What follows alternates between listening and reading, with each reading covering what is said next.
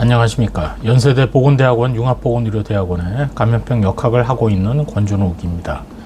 오늘은 언론에서 다루고 있는 주제인데, 미국에서 각종 R&D에 대한 예산 조정 또는 삭감이 어떠한 일이 벌어지고 있는지 뉴욕타임스에서도 기사가 실렸고, 다른 언론에서도 기사가 실렸습니다. 뉴욕타임스 기사의 제목은 How to Wreck the Nation's Health by the Numbers. 결국은 건강을 얼마나 파괴하고 있는지를 수치로 보여주겠다는 그런 내용을 걸고 수치로 제시를 했습니다. 트럼프 행정부에 의해서 지금 계획된 예산 삭감의 규모를 아마 순서대로 대충 나열해 보려고 노력을 했습니다만, 연간 미국에서 사망률이 가장 높은 것은 심장 질환입니다. 근데 국가 예산 중에 약 39%가 삭감이 됐고, 암의 경우는 37%. 다만 이것은 미국 NIH 국립보건원의 암연구소 단독으로 볼 때 37%의 예산이 삭감됐습니다. 스트로크, 뇌졸중의 경우도 40%. 치매의 가장 큰 원인인 알츠하이머도 40%의 예산이 삭감이 됐고, 더군다나 미국의 그 마약 중독 등의 약물 관련된 건강 실태가 심각하지 않습니까? 그 부분도 38%의 예산이 삭감이 되었습니다. 우리도 관심을 가지고 있는 코로나와 인플루엔자와 같은 각종 감염병과 관련해서 36%의 예산이 삭감이 된 그런 상황입니다. 이렇게 미국의 보건복지부를 중심으로 해서 건강과 관련된 예산이 매우 큰 규모로 삭감이 되어서 총 규모로 볼 때는 미국 NIH의 경우는 32억, CDC의 경우는 58억이 예산이 삭감이 됐습니다.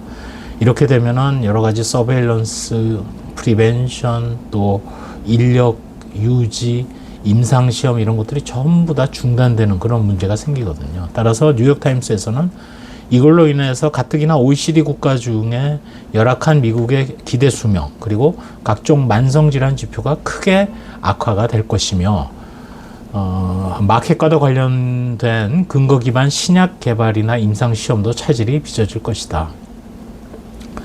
지난 2010년대, 즉 2010년부터 19년까지 10년간 신약의 거의 대부분은 미국 NIH 지원 연구가 차지했고, 그 10년 동안 신약 개발에 투입된 지원된 예산만 해도 1870억 불 규모에 달하는데, 이런 임상시험들이 아마 대규모로 취소가 될 것이다. 더 나아가서는 미국 사회의 여러 가지 정신건강이나 사회 안전망의 붕괴까지도 우려된다고 기사화를 했습니다. 이런 기사들이 결국 뉴욕타임스에만 실린 것은 아닙니다. 최근에 LA타임스도 그렇고 각종 언론을 통해서 미국의 여러 가지 R&D 예산에 대한 삭감을 크게 비판을 했습니다.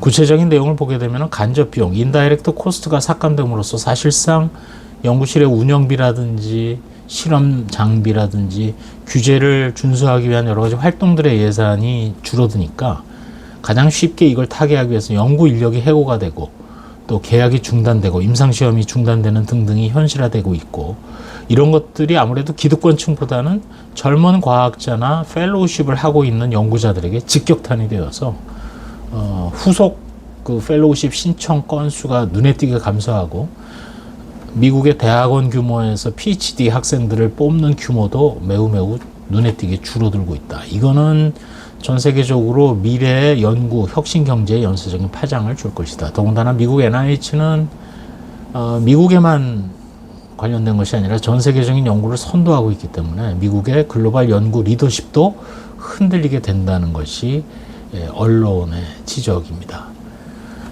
미국의 국립보건원 NIH 내부에서는 내부과학자 한 300명이 베데스다 선언을 통해서 이에 반발을 하고 있으나 미국 정부는 꿈쩍하지 않고 있습니다.